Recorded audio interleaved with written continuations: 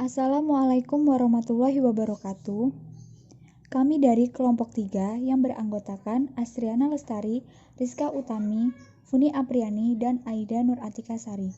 Di sini, kami akan memaparkan materi tentang persamaan diferensial biasa orde 2. Persamaan diferensial biasa orde kedua.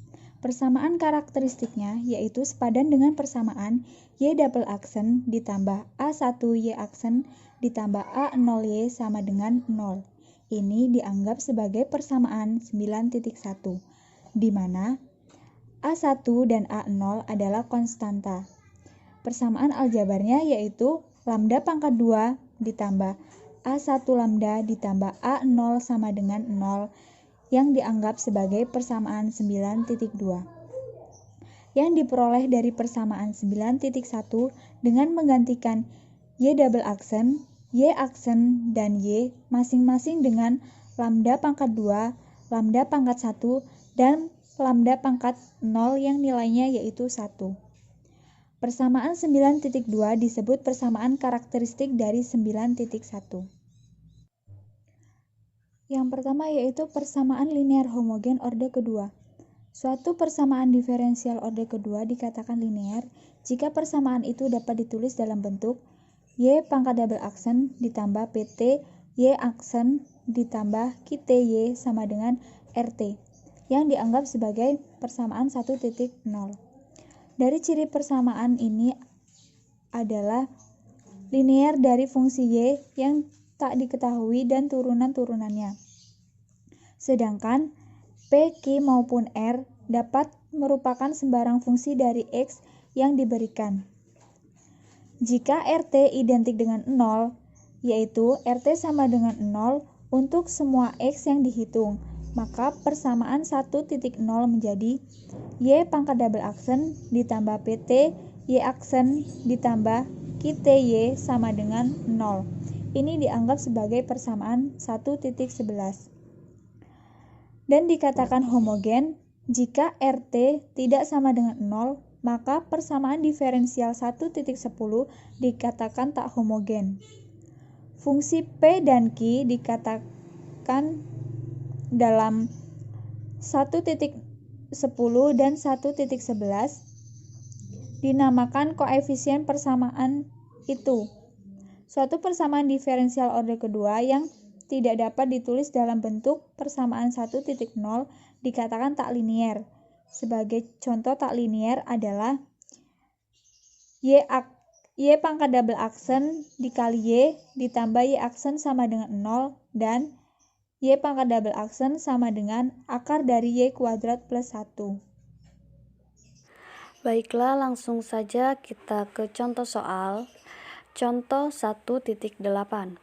Tunjukkan bahwa Y sama dengan 3 cos T dan Y sama dengan 5 sin T merupakan solusi dari persamaan diferensial linear homogen Y double aksen ditambah Y sama dengan 0.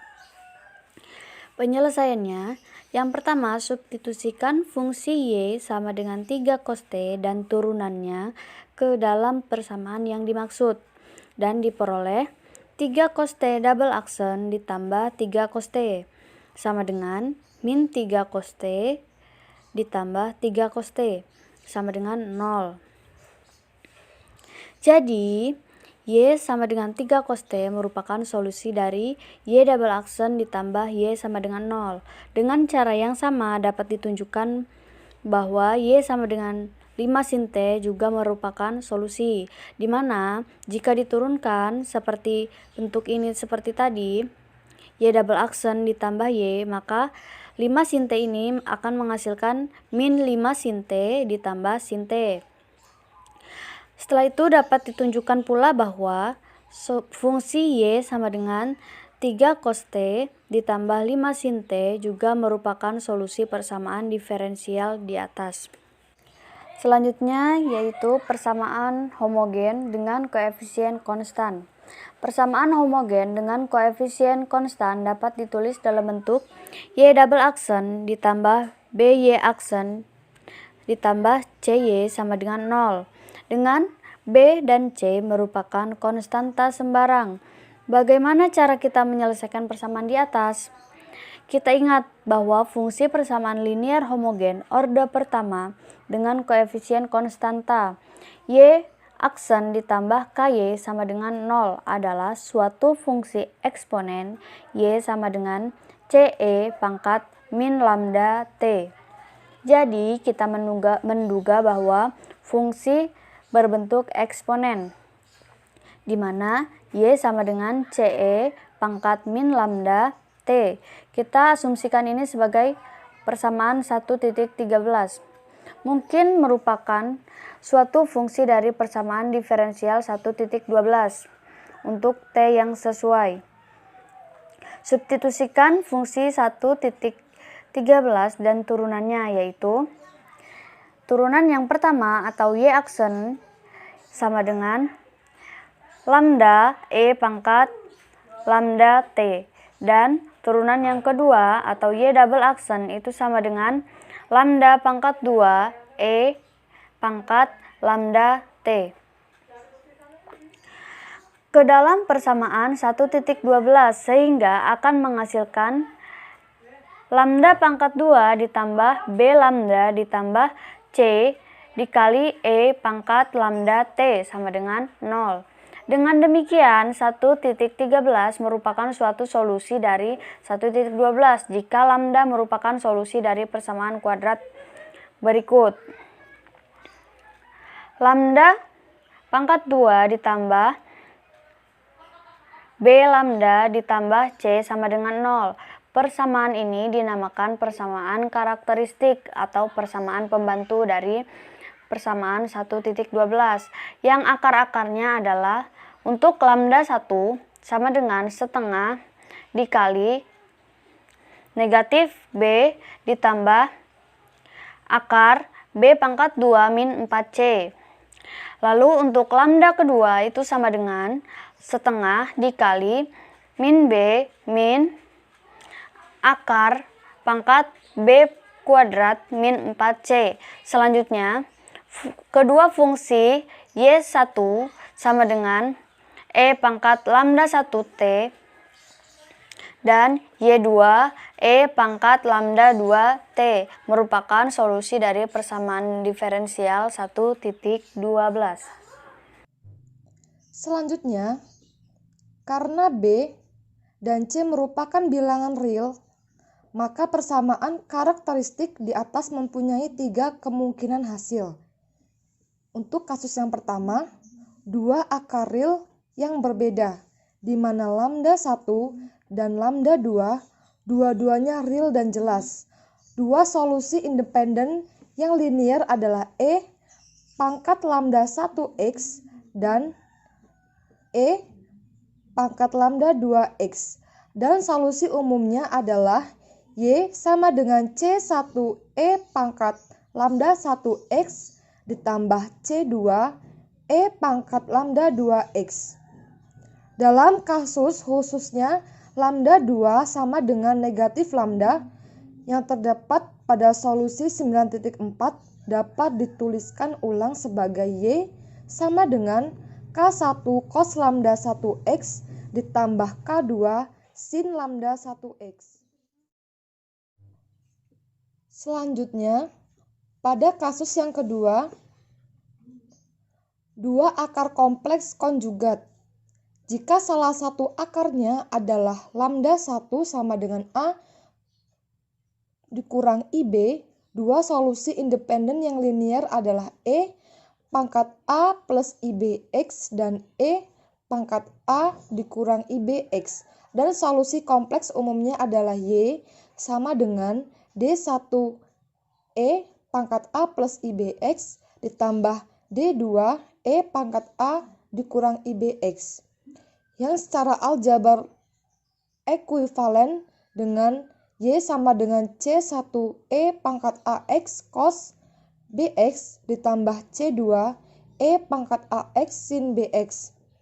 Untuk kasus yang ketiga yaitu suatu akar lipat 2 yang real, di mana lambda 1 sama dengan lambda 2. 2 solusi independen yang linear adalah E pangkat lambda 1x dan xe pangkat lambda 1x, dan solusi umumnya adalah y sama dengan C1e pangkat lambda 1x ditambah C2x e pangkat lambda 1x.